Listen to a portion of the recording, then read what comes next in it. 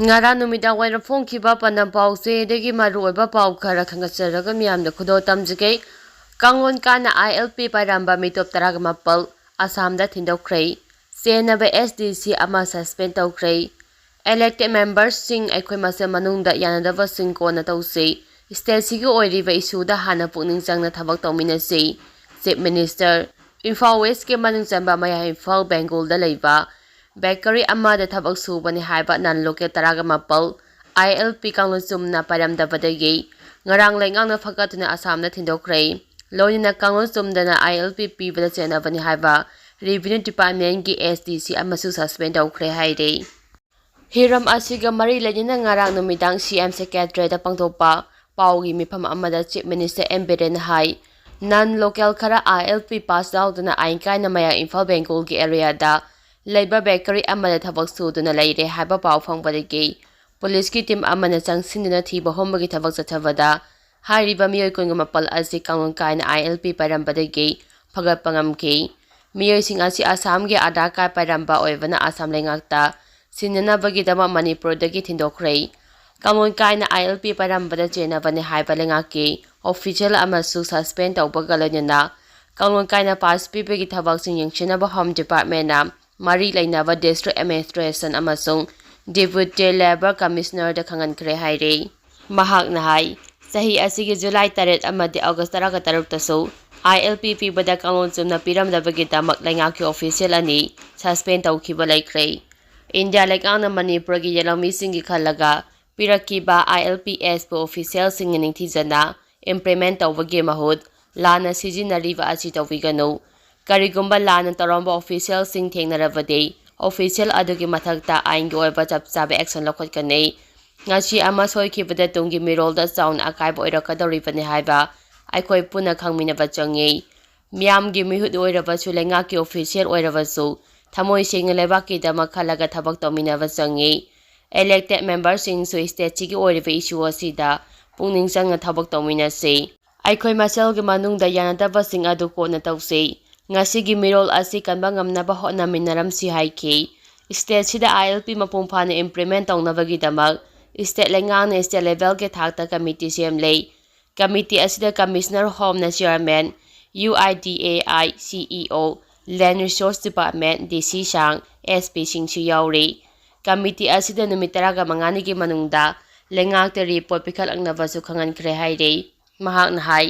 Lamdam asida maherol dagi laminak lava yellow fruit kuntraga mari rom asina su lamdam asida ain kaina changsilakpa mitop sing khandokpada thamoi singna mateng panghaningi mitop sing yokhapigano haiki nakal amaramda Manipur dagi lajena duna Assam Karbi arong da leibani haiba Kuki lising amaram haukibani mikharanigi mamangda RV arong autonomous council na KAAC na Karbi arong thadokadabani haiba Akanba Mawongda thamkiba aduga mari lainana Chief Minister na phongdokhibada hariba Kuki singasi mamangai degile lava Kukira natraga elege emergela khangdoknaba verification gi thabak chathagani hainasu mahangna phongdokhi Raisram Kamal Babu thiba khangdana leiriba asigi matangda palladuna CM na lenga ki maikedi Kamal Babu phangnaba army ki helicopter fawa sizinaduna thibagi thabak kana chathari miyam pungning phathana lebina basu Chief Minister na appeal tawki makhata rawa pauda Haiba indaba NPP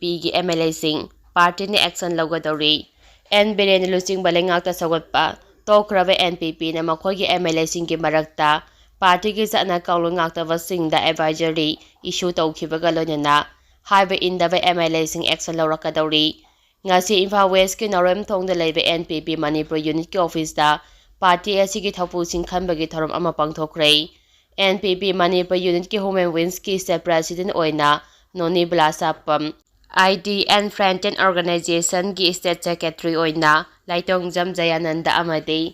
State Youth Wing gi President oina Nongthongbam Bidarani khankrei Thapu sing khanbagi thorom aduga mari lenana party asige National Vice President Yumnam Joy Kumar na hai party asige MLA kharana ruling party ga puna thabak tomina bagi khudam chamdam thengnare NPP ge sana kanglong ngakna sataba MLA singda advisory issue tawkrei MLA sing asigi mathakta kari action lawgani haibadu party ni left kani state asida hauji oriba phibam asida state ꯑꯃꯗꯤ central ꯂꯩꯉꯥꯛꯅ ꯏꯔꯥꯡ ꯂꯣꯏꯁꯤꯟꯕꯒꯤ ꯊꯕꯛ ꯑꯃꯠꯇ ꯄꯥꯏꯈꯠꯄ ꯎꯔꯛꯇꯕꯗꯒꯤ NPPꯅ NDA ꯂꯩꯉꯥꯛ ꯁꯧꯒꯠꯂꯝꯕ ꯑꯗꯨ ꯇꯣꯛꯈꯤꯕꯅꯤ ꯍꯥꯏꯔꯤ꯫ ꯑꯃꯔꯣꯝꯗ ꯄꯥꯔꯇꯤ ꯑꯁꯤꯒꯤ human wings, ID and Friendly Organization ꯑꯃꯗꯤ ꯌꯨꯠ ꯋꯤꯡꯁꯀꯤ ꯊꯧꯄꯨꯕꯁꯤꯡ ꯈꯟꯗꯨꯅ ꯄꯥꯔꯇꯤꯒꯤ ꯃꯄꯥꯡꯒꯜ ꯍꯦꯟꯅ ꯀꯟꯈꯠꯅꯕ ꯍꯣꯠꯅꯕꯅꯤ ꯍꯥꯏꯈꯤ꯫ ꯂꯥꯛꯀꯗꯧꯔꯤꯕ 2018ꯒꯤ ꯖꯅꯋꯥꯔꯤ ꯏꯂꯦꯛꯁꯟꯗ ꯃꯤꯠꯌꯦꯡ ꯊꯝꯂꯒ ꯄꯣꯂꯤꯇꯤꯁꯤꯌꯟ ꯀꯦꯟꯗꯤꯗꯦꯠ ꯑꯣꯏꯕ ꯌꯥꯒꯗꯕ ꯃꯁꯛ ꯅꯥꯏꯕ ꯃꯤꯑꯣꯏ ꯀꯌꯥ ꯑꯃ ꯄꯥꯔꯇꯤ ꯑꯁꯤꯗ ꯆꯪꯅꯤꯡꯕꯒꯤ ꯑꯄꯥꯝꯕ ꯐꯣꯡꯗꯣꯛꯄ ꯂꯩꯔꯦ꯫ ꯑꯊꯨꯕ ꯃꯇꯝꯗ ꯃꯤꯑꯣꯏꯁꯤꯡ ꯑꯁꯤ ꯄꯥꯔꯇꯤꯅ ꯑꯌꯥꯕ ꯄꯤꯅꯕꯒꯤ ꯊꯧꯔꯥꯡ ꯂꯩꯔꯦ ꯍꯥꯏꯅꯁꯨ ꯖꯣꯏꯀꯨꯃꯥꯔꯅ ꯃꯈꯥ ꯇꯥꯈꯤ꯫ ꯃꯈꯥ ꯇꯥꯔꯛꯄ ꯑꯣꯏꯅ ꯄꯥꯎꯖꯦꯜ ꯄꯥꯎꯆꯦꯗꯒꯤ ꯃꯔꯨꯑꯣꯏꯕ ꯄꯥꯎ ꯈꯔ ꯈꯪꯒꯠꯆꯔꯒ ꯃꯤꯌꯥꯝꯗ ꯈꯨꯗꯣꯜ ꯇꯝꯖꯒꯦ꯫ ꯂꯩꯈꯤꯗ꯭ꯔꯕ ꯅꯤꯄꯥꯟꯒꯤ ꯂꯥꯟꯅ ꯊꯧꯔꯝ ꯄꯥꯡꯊꯣꯛꯈ꯭ꯔꯦ꯫ ꯊꯋꯥꯏ ꯅꯤꯄꯥꯟꯕꯨ ꯏꯀꯥꯏ ꯈꯨꯝꯅꯕ ꯎꯠꯄ ꯈꯣꯡꯆꯠ ꯆꯠꯈ꯭ꯔꯦ꯫ ꯀꯨꯀꯤ ꯖꯣꯔꯃꯥ ꯇꯦꯔꯣꯔꯤꯁꯁꯤꯡꯅ ꯇꯝꯊꯤꯅ ꯃꯤꯍꯥꯊꯤꯅ ꯍꯥꯠꯇꯣꯛꯄꯤꯈ꯭ꯔꯕ ꯃꯥꯏꯕꯝ ꯀꯦꯁꯣ ꯃꯩꯇꯩ, ꯔꯥꯏꯁ꯭ꯔꯝ ꯕꯥꯔꯦꯟ ꯃꯩꯇꯩ, ꯌꯨꯔꯦꯝꯕꯝ ꯔꯥꯅꯤ ꯗꯦꯕꯤ, ꯇꯦꯂꯦꯝ ꯊꯣꯏꯕꯤ ꯗꯦꯕꯤ, ꯔꯥꯏꯁ꯭ꯔꯝ ꯍꯩꯇꯣꯟꯕꯤ ꯗꯦꯕꯤ, ꯇꯦꯂꯦꯝ ꯊꯥꯖꯃꯟꯕꯤ ꯗꯦꯕꯤ, ꯂꯥꯏꯁ꯭ꯔꯝ ꯂꯟꯉꯥꯟꯕ ꯁꯤꯡꯍ ꯑꯃꯗꯤ ꯂꯥꯏꯁ꯭ꯔꯝ ꯆꯤꯡꯈꯩꯉꯥꯟꯕꯒꯤ ꯂꯥꯟꯅ ꯊꯧꯔꯝ ꯖꯣꯏꯟꯠ ꯑꯦꯛꯁꯟ ꯀꯃꯤꯇꯤ ꯑꯃꯗꯤ ꯂꯩꯈꯤꯗ꯭ꯔꯕꯁꯤꯡꯒꯤ ꯏꯃꯨꯡ ꯃꯅꯨꯡꯅ ꯖꯤꯔꯤꯕꯥꯝ ꯕꯣꯄꯨꯄꯥꯔꯥꯗ ꯂꯩꯕ ꯂꯝꯂꯦꯟ ꯀꯝꯃ꯭ꯌꯨꯅꯤꯇꯤ ꯍꯣꯜ ꯀꯥꯡꯁꯪꯗ ꯊꯧꯔꯝ ꯃꯄꯨꯡ ꯐꯥꯅ ꯄꯥꯡꯊꯣꯛꯈ꯭ꯔꯦ꯫ ꯂꯥꯟꯅ ꯊꯧꯔꯝꯒꯤ ꯃꯅꯨꯡ ꯆꯟꯅ ꯂꯩꯈꯤꯗ꯭ꯔꯕꯁꯤꯡꯒꯤ ꯊꯋꯥꯏꯅ ꯏꯪꯅ ꯆꯤꯛꯅ ꯃꯄꯨꯒꯤ ꯈꯨꯌꯥꯈꯥꯗ ꯂꯩꯔꯨꯅꯕ ꯃꯤꯌꯥꯝꯒꯤ ꯈꯣꯡꯆꯠ ꯑꯃ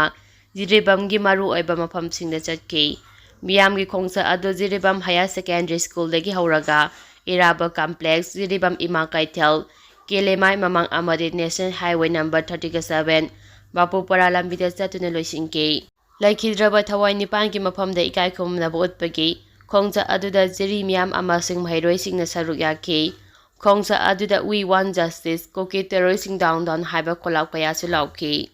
ꯃꯈꯥ ꯇꯥꯔꯛꯄ ꯄꯥꯎꯗ ꯊꯥ ꯑꯁꯤꯒꯤ 18ꯗꯒꯤ ꯇ꯭ꯔꯥꯏꯕꯦꯜ ꯂꯣꯏꯁꯪꯁꯤꯡꯗ ꯄꯥꯛꯇꯛꯅꯅ ꯋꯥꯀꯠ ꯈꯣꯡꯖꯪ ꯆꯪꯁꯤꯜꯂꯒꯅꯤ꯫ ꯒꯣꯜꯃꯩ ꯇ꯭ꯔꯥꯏꯕꯦꯜ ꯌꯨꯠ ꯀꯥꯎꯟꯁꯤꯜ ꯃꯅꯤꯄꯨꯔꯅ ꯊꯥ ꯑꯁꯤꯒꯤ 18ꯗꯒꯤ ꯍꯧꯗꯨꯅ ꯂꯩꯉꯥꯛꯀꯤ ꯇ꯭ꯔꯥꯏꯕꯦꯜ ꯂꯣꯏꯁꯪꯁꯤꯡꯒꯤ ꯑꯋꯥꯠ ꯑꯄꯥꯁꯤꯡ ꯑꯊꯨꯕ ꯃꯇꯝꯗ ꯃꯦꯟꯈꯠꯇꯕꯒꯤ ꯃꯥꯌꯣꯛꯇ ꯄꯥꯛꯇꯛꯅꯅ ꯋꯥꯀꯠ ꯃꯤꯐꯝ ꯆꯪꯁꯤꯜꯂꯒꯅꯤ꯫ ꯋꯥꯐꯝ ꯑꯁꯤ ꯉꯁꯤ ꯃꯅꯤꯄꯨꯔ ꯄ꯭ꯔꯦꯁ ꯀ꯭ꯂꯕꯀꯤ ꯊꯥꯡꯖꯤꯡ ꯍꯣꯜꯗ ꯄꯥꯡꯊꯣꯛꯄ ꯄꯥꯎꯒꯤ ꯃꯤꯐꯝ ꯑꯃꯗ ꯀꯥꯎꯟꯁꯤꯜ ꯑꯁꯤꯒꯤ ꯖꯦꯅꯔꯦꯜ ꯁꯦꯀ꯭ꯔꯦꯇꯔꯤ ꯔꯣꯕꯥꯔꯠ ꯒꯣꯃꯩꯅ ꯐꯣꯡꯗꯣꯛꯈꯤꯕꯅꯤ꯫ ꯃꯍꯥꯛꯅ ꯍꯥꯏ ꯇ꯭ꯔꯥꯏꯕꯦꯜꯁꯤꯡꯒꯤ ꯂꯣꯏꯁꯪ ꯃꯔꯨꯑꯣꯏꯅ directorate of tribal affairs and field, tribal resource institute ꯑꯃꯗꯤ Manipur state commissioner for schedule ꯇ꯭ꯔꯥꯏꯕꯁꯀꯤ ꯑꯋꯥꯠꯄ ꯐꯝꯁꯤꯡ ꯃꯦꯟꯈꯠꯄꯤꯅꯕ ꯂꯩꯉꯥꯛꯇ ꯇꯛꯁꯤꯟꯗꯨꯅ ꯂꯥꯛꯂꯤ꯫ ꯍꯥꯡꯗꯨꯅ ꯂꯩꯔꯤꯕ ꯐꯝ ꯑꯃꯗꯤ ꯑꯋꯥꯠ ꯑꯄꯥꯁꯤꯡ ꯃꯦꯟꯈꯠꯄꯤꯅꯕ ꯍꯥꯏꯗꯨꯅ ꯀꯥꯎꯟꯁꯤꯜꯒꯤ ꯃꯥꯏꯀꯩꯗꯒꯤ ꯍꯧꯈꯤꯕ ꯑꯣꯛꯇꯣꯕꯔ 3 ꯑꯃꯗꯤ ꯅꯕꯦꯝꯕꯔ 3ꯇ ꯆꯥꯔꯇꯔ ꯑꯣꯐ ꯗꯤꯃꯥꯟ 10 ꯌꯥꯎꯕ ꯑꯜꯇꯤꯃꯦꯇꯝ ꯑꯃ ꯆꯤꯐ ꯃꯤꯅꯤꯁꯇꯔꯗ ꯄꯤꯁꯤꯟꯈ꯭ꯔꯦ꯫ ꯅꯕꯦꯝꯕꯔ 18 ꯐꯥꯎꯕꯒꯤ ꯃꯅꯨꯡꯗ ꯀꯥꯎꯟꯁꯤꯜꯅ ꯇꯥꯜꯂꯤꯕ ꯆꯥꯔꯇꯔ ꯑꯣꯐ ꯗꯤꯃꯥꯟꯁꯤꯡ ꯊꯕꯛꯇ ꯑꯣꯟꯊꯣꯛꯇꯅ ꯃꯇꯝ ꯊꯥꯔꯕ ꯐꯥꯎꯕꯗ ꯂꯩꯉꯥꯛꯀꯤ ꯃꯥꯏꯀꯩꯗꯒꯤ ꯄꯥꯎꯈꯨꯝ ꯂꯥꯛꯇꯕꯅ ꯅꯕꯦꯝꯕꯔ 30ꯗ ꯀꯥꯎꯟꯁꯤꯜꯒꯤ ꯑꯣꯏꯕ ꯃꯤꯐꯝ ꯄꯥꯡꯊꯣꯛꯇꯨꯅ ꯗꯤꯁꯦꯝꯕꯔ 18ꯗꯒꯤ ꯈꯣꯡꯖꯪ ꯆꯪꯁꯤꯟꯕꯒꯤ ꯋꯥꯔꯦꯞ ꯑꯁꯤ ꯂꯧꯔꯛꯈꯤꯕꯅꯤ ꯍꯥꯏꯔꯤ꯫ ꯃꯈꯥ ꯇꯥꯔꯛꯄ ꯄꯥꯎꯗ ꯂꯩꯃꯈꯣꯡꯗ ꯂꯩꯕ ꯅꯥꯒꯥ ꯑꯃꯒꯤ ꯌꯨꯝꯊꯛꯇ ꯀꯨꯞꯄ ꯖꯤꯡꯒ ꯌꯥꯎꯅ ꯊꯣꯡ ꯊꯨꯒꯥꯏꯔꯒ ꯏꯃꯨꯡꯗ ꯄꯣꯠꯆꯩꯁꯤꯡ ꯀꯨꯀꯤꯁꯤꯡꯅ ꯍꯨꯔꯥꯟꯈ꯭ꯔꯦ꯫ ꯂꯩꯃꯈꯣꯡ ꯑꯥꯔꯃꯤ ꯀꯦꯝꯞ ꯃꯌꯥꯗ ꯂꯩꯕ ꯃꯇꯝ ꯈꯔ ꯁꯣ ꯂꯣꯟꯁꯤꯜꯂꯒ ꯊꯝꯂꯝꯕ ꯅꯥꯒꯥ ꯑꯃꯒꯤ ꯌꯨꯝꯒꯤ GIC ꯁꯤꯠ ꯖꯤꯡꯒ ꯐꯥꯛꯇꯣꯛꯂꯒ ꯄꯨꯈꯤꯕ ꯌꯥꯎꯅ ꯊꯣꯡ ꯀꯥꯎꯈꯥꯏꯔꯒ ꯑꯃꯗꯤ ꯑꯇꯩ ꯏꯃꯨꯡꯗ ꯂꯩꯕ ꯄꯣꯠꯂꯝ ꯀꯌꯥ ꯀꯨꯀꯤꯁꯤꯡꯅ ꯍꯨꯔꯥꯟꯈ꯭ꯔꯦ꯫ ꯊꯧꯑꯣꯡ ꯑꯗꯨ ꯅꯥꯒꯥꯁꯤꯡꯒꯤ ꯃꯥꯏꯀꯩꯗꯒꯤ ꯑꯀꯟꯕ ꯃꯑꯣꯡꯗ ꯀꯟꯗꯦꯝ ꯇꯧꯕ ꯌꯥꯎꯅ ꯊꯧꯗꯣꯛ ꯑꯁꯤꯗ ꯅꯥꯒꯥꯁꯤꯡꯅ ꯇꯨꯃꯤꯟꯅ ꯂꯩꯔꯣꯏ ꯍꯥꯏꯅ ꯐꯣꯡꯗꯣꯛꯈ꯭ꯔꯦ꯫ ꯄ꯭ꯔꯦꯁꯅ ꯐꯪꯕ ꯄꯥꯎꯒꯤ ꯁꯣꯔꯁ ꯑꯃꯒꯤ ꯃꯇꯨꯡ ꯏꯟꯅ ꯊꯧꯗꯣꯛ ꯑꯗꯨ ꯉꯔꯥꯡ ꯗꯤꯁꯦꯝꯕꯔ 1ꯒꯤ ꯅꯨꯃꯤꯗꯥꯡꯗ ꯊꯣꯛꯈꯤꯕꯅꯤ꯫ ꯌꯨꯝ ꯑꯗꯨꯒꯤ ꯃꯅꯤꯡꯊꯪꯕ ꯁꯔꯨꯛꯇ ꯀꯨꯞꯄ ꯖꯤꯡꯒ ꯌꯥꯎꯅ ꯐꯛꯂꯥꯡ ꯈꯥꯔꯤꯕ ꯖꯤꯡꯒꯒꯤ ꯁꯔꯨꯛꯁꯤꯡ ꯑꯗꯨ ꯂꯣꯏꯅ ꯐꯥꯛꯇꯣꯛꯂꯒ ꯍꯨꯔꯥꯟꯈꯤꯕꯅꯤ꯫ ꯁꯣ ꯂꯣꯜꯂꯤꯕ ꯌꯨꯝ ꯑꯗꯨꯒꯤ ꯊꯣꯡ ꯊꯨꯒꯥꯏꯔꯒ ꯀꯤꯆꯟꯗ ꯂꯩꯕ ꯄꯣꯠꯂꯝꯁꯤꯡ ꯌꯥꯎꯅ ꯏꯃꯨꯡꯗ ꯂꯩꯕ ꯃꯥꯜꯆꯥꯡ ꯀꯌꯥ ꯑꯃꯁꯨ ꯍꯨꯔꯥꯜꯂꯒ ꯄꯨꯈ꯭ꯔꯦ꯫ ꯊꯧꯗꯣꯛ ꯑꯗꯨ ꯅꯥꯒꯥꯁꯤꯡꯒꯤ ꯃꯥꯏꯀꯩꯗꯒꯤ ꯄꯦꯟꯗꯕ ꯐꯣꯡꯗꯣꯛꯂꯗꯨꯅ ꯃꯅꯤꯄꯨꯔꯒꯤ ꯃꯐꯝ ꯈꯨꯗꯤꯡꯃꯛꯇ ꯅꯥꯒꯥꯁꯤꯡ ꯈꯨꯟꯗꯥꯔꯤꯕꯅꯤ꯫ ꯀꯨꯀꯤꯁꯤꯡ ꯌꯨꯝꯊꯛ ꯀꯨꯞꯂꯤꯕ ꯖꯤꯡꯒ ꯌꯥꯎꯅ ꯑꯇꯩ ꯄꯣꯠꯂꯝ ꯀꯌꯥ ꯍꯨꯔꯥꯜꯂꯒ ꯄꯨꯈꯤꯕꯗ ꯅꯠꯇꯅ ꯏꯂꯦꯛꯇ꯭ꯔꯤꯛ ꯋꯥꯌꯔꯁꯨ ꯀꯛꯊꯠꯂꯒ ꯄꯨꯈ꯭ꯔꯦ꯫ ꯃꯁꯤꯗ ꯅꯥꯒꯥꯁꯤꯡꯅ ꯇꯨꯃꯤꯟꯅ ꯂꯩꯔꯣꯏ ꯍꯥꯏꯔꯤ꯫ ꯃꯔꯛ ꯑꯁꯤꯗ ꯂꯩꯃꯈꯣꯡ ꯑꯦꯔꯤꯌꯥ ꯄ꯭ꯔꯣꯇꯦꯛꯁꯟ ꯀꯃꯤꯇꯤꯒꯤ ꯃꯥꯏꯀꯩꯗꯒꯤ ꯔꯤꯌꯥꯡꯃꯥꯏ ꯄꯣꯁꯠ ꯑꯦꯟꯗ ꯚꯤꯗꯤꯑꯣ ꯀ꯭ꯂꯤꯞ ꯍꯥꯏꯕ ꯑꯃꯗꯒꯤ ꯌꯨꯝꯐꯝ ꯑꯣꯏꯔꯒ ꯄ꯭ꯔꯤꯟꯠ ꯑꯃꯗꯤ ꯁꯣꯁꯤꯌꯦꯜ ꯃꯤꯗꯤꯌꯥꯗ ꯀꯥꯡꯄꯣꯛꯄꯤ ꯗꯤꯁꯇ꯭ꯔꯤꯛꯀꯤ ꯂꯩꯃꯈꯣꯡ ꯑꯦꯔꯤꯌꯥꯗ ꯂꯩꯕ ꯔꯤꯌꯥꯡꯃꯥꯏ ꯑꯃꯒꯤ ꯌꯨꯝꯗꯒꯤ ꯈꯨꯠꯂꯥꯏ ꯄꯥꯏꯕ ꯀꯨꯀꯤꯁꯤꯡꯅꯤ ꯆꯤꯡꯅꯕꯁꯤꯡꯅ ꯁꯒꯨꯟ ꯇꯧꯈ꯭ꯔꯦ ꯍꯥꯏꯅ ꯄꯥꯎ ꯁꯟꯗꯣꯔꯛꯂꯤꯕ ꯑꯁꯤ ꯑꯆꯨꯝꯕ ꯅꯠꯇꯦ꯫